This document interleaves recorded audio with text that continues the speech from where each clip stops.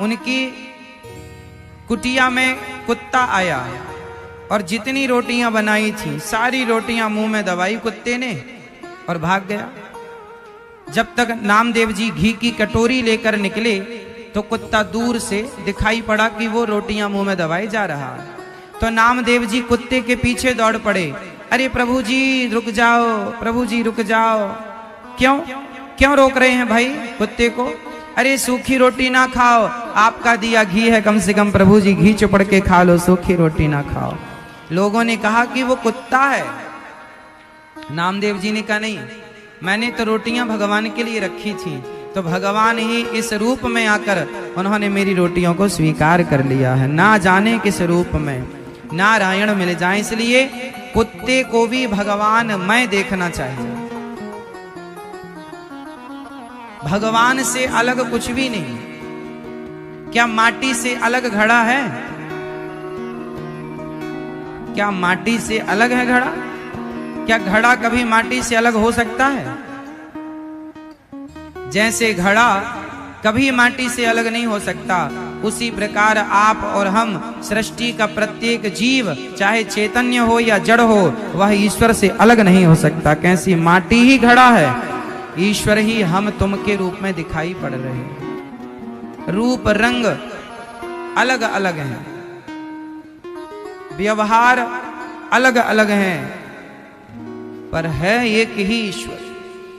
घड़ा कुछ लाल घड़े भी होते हैं, कुछ काले घड़े भी होते हैं। काले घड़े भी होते हैं बिल्कुल ब्लैक, तो घड़े तो ब्लैक, रंग अलग अलग हो गया, पर है तो घड़े, है तो माटी। ऐसा तो नहीं कि ब्लैक घड़े में माटी ना हो। उसी तरह जैसे घड़े में माटी ही माटी है, ऐसे हम में और तुम में भगवान ही भगवान है। अज्ञानवश हम घड़े को माटी, हम माटी को घड़ा कहते हैं। कुम्हार से जब आप कहेंगे ना, तो आप व्यवहार में यही कहेंगे कि भैया जरा हमें एक घड़ा दे दो। आप ये तो नहीं कह सकते कि हमें माटी दे दो, आप हमें घड़ा दे दीजिए। तो हमें घड़ा दीजिए, हम ये कहेंगे, माटी दो ये नहीं कहेंगे। इसका अर्थ ये हुआ कि व्यवहार में कहा जाएगा कि घड़ा दो, जबकि है माटी। उसी प्रकार व्यवहार में कहा जाता है कि ये सीता है, ये गीता है, ये आकाश है, ये विकास है, ये फला है, ये फल। नाम गायत्री है, सावित्री है, अजय है, विजय है। नाम में भिन्नता है, जैसे घड़े के नाम में भिन्नता है। कोई घड़े को घड़ा कहता है, कोई घड़े को किसी क्षेत्र में और कुछ नाम दिया जाता होगा, है ना। हमारे यहां मरका कहते थे पहले, बड़ा जो होता है उसको मरका कहते थे। तो अलग अलग जगह अलग अलग भाषाओं में एक ही चीज को अलग अलग नामों से जाना जाता है, पर नाम अलग होने से वस्तु अलग नहीं हो गई। घड़ा तो घड़ा है, नाम अलग हो गए। रूप अलग हो सकता है, कुम्हार अलग हो सकता है बनाने वाला, कि तुम्हारे कुम्हार ने बनाया या हमारे कुम्हार ने बनाया, इस गांव के कुम्हार ने बनाया या उस गांव के पर बनाया घड़ा। बना कौन? माटी घड़ा बनी। उसी प्रकार बना कौन? सावित्री कौन बना? भगवान ही सावित्री के रूप में है। अजय कौन है? अजय के रूप में भगवान ही है। विकास कौन है? भगवान ही विकास के रूप में है ना। किसी का नाम घनश्याम है तो भगवान ही घनश्याम के रूप में। किसी का नाम राघव है तो भगवान ही राघव के रूप में। उनके अतिरिक्त तो कुछ नहीं है, ये समझना चाहिए। और ये व्यवहार में जैसे नामदेव जी ने कुत्ते को भगवान मानकर प्रणाम किया। एक दूसरे संत हैं, नाम है एकनाथ जी। क्या नाम है? एकनाथ। गंगोत्री से गंगा का जल भरकर उन्होंने भगवान शिव के ऊपर जल चढ़ाने के लिए वो रामेश्वरम पहुंचे। पर रामेश्वरम पहुंचते पहुंचते उन्होंने देखा कि मंदिर के बाहर एक गधा प्यास से तड़प रहा था। तो नामदेव जी के जितने शिष्य थे, उनके संगी साथी थे, सब लोग शंकर जी के ऊपर जल चढ़ा रहे थे।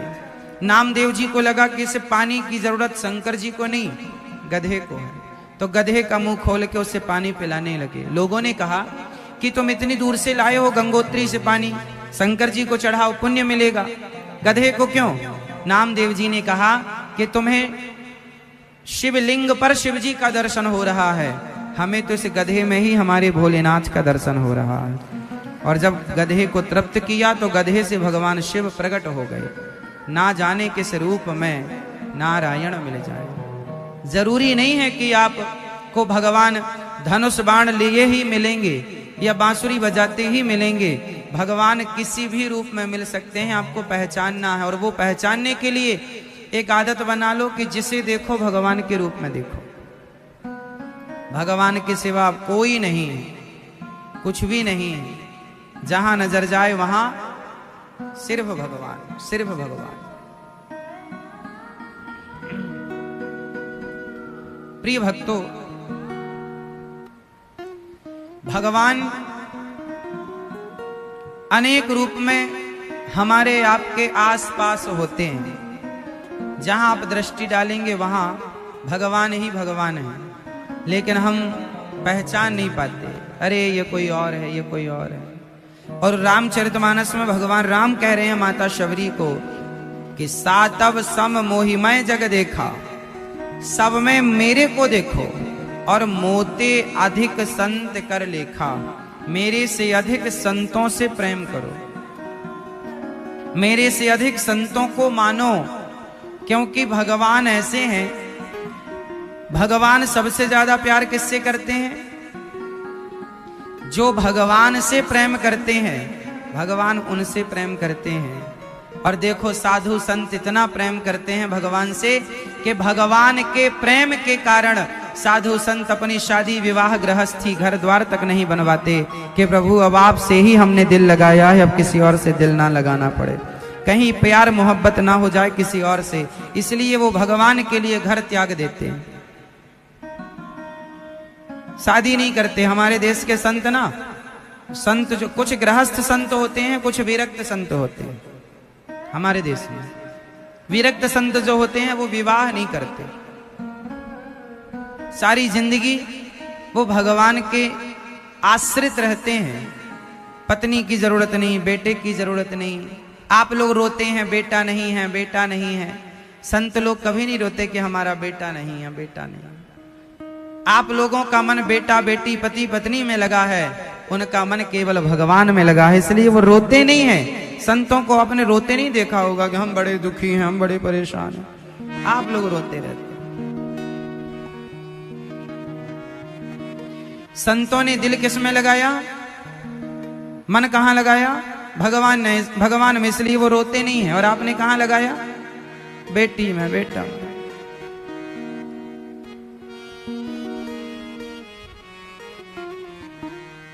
भगवान में मन लगाओ मेरी मां। सबसे अधिक संतों को मानो, संतों को जानो। जो भगवान के निकट हैं उनके निकट आप जाओ तो वो आपको भगवान के निकट। विभीषण जी को भगवान राम पहले मिले कि हनुमान जी जैसे संत पहले मिले? बताओ। जीवन में जब तक संत नहीं मिलेंगे तब तक भगवंत नहीं मिलेंगे। किसी का भी आप उदाहरण देख लो।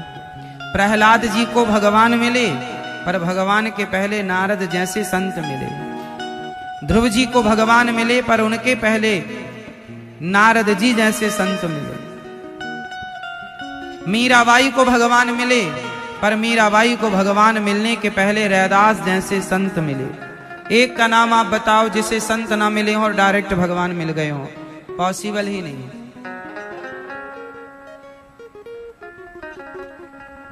एक का भी नाम नहीं बता सकते आप।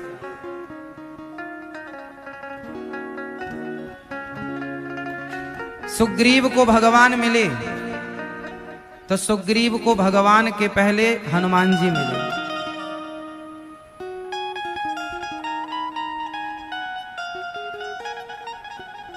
संतों की कृपा, शबरी को भगवान मिले तो शबरी मां को भगवान के पहले मतंग ऋषि मिले, संत मिले। संत की कृपा से भगवंत मिलते हैं। डायरेक्ट भगवान मिल भी जाएं तो भगवान संतों के पास भेज देंगे कि जाओ पहले संतों से उपदेश लेकर आओ।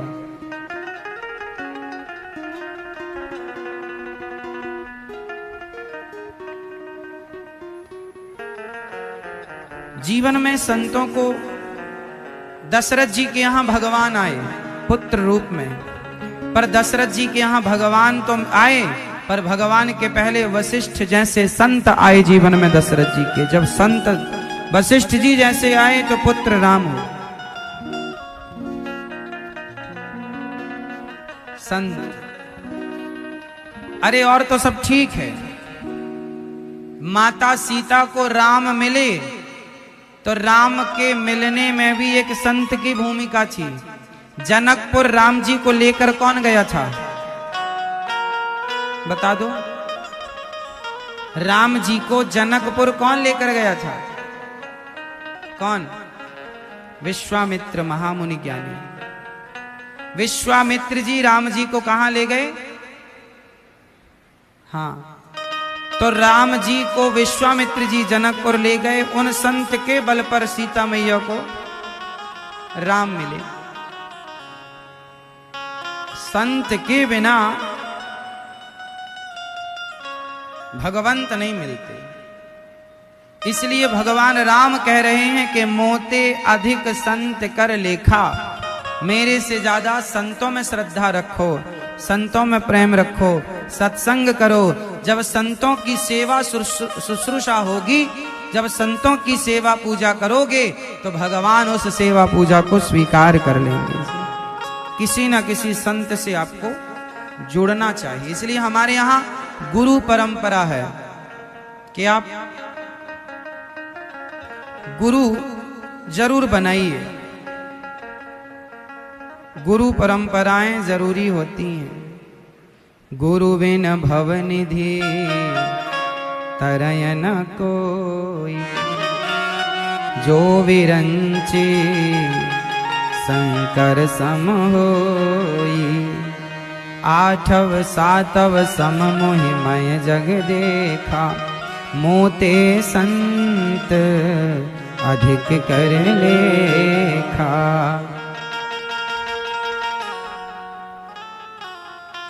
सातव सम मोहिमय जग देखा, मोते अधिक संत कर लेखा। संतों में बड़ी श्रद्धा रखनी चाहिए, इसलिए संतों के प्रति श्रद्धा रखो, अश्रद्धा ना रखो। आठवीं भक्ति क्या है, सातवीं समझ में आ गई। सब में किसका देखना, भगवान को, और संतों में भगवान से अधिक श्रद्धा रखना। आठव जथा लाभ संतोषा। आठवीं भक्ति क्या है, जीवन में क्या होना चाहिए, पैसा या संतोष? क्या बताओ, कामयाबी में संतोष है या संतोष ही कामयाबी है?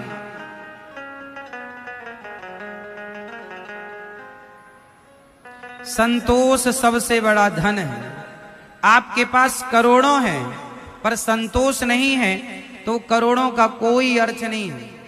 इसलिए गौधन, गजधन, बाज धन और रतन धन खान, जब आवे संतोष धन, सब धन धूरी समान। सबसे बड़ा धन है कौन सा मैया, कौन सा? संतोष। सबसे बड़ा धन है संतोष।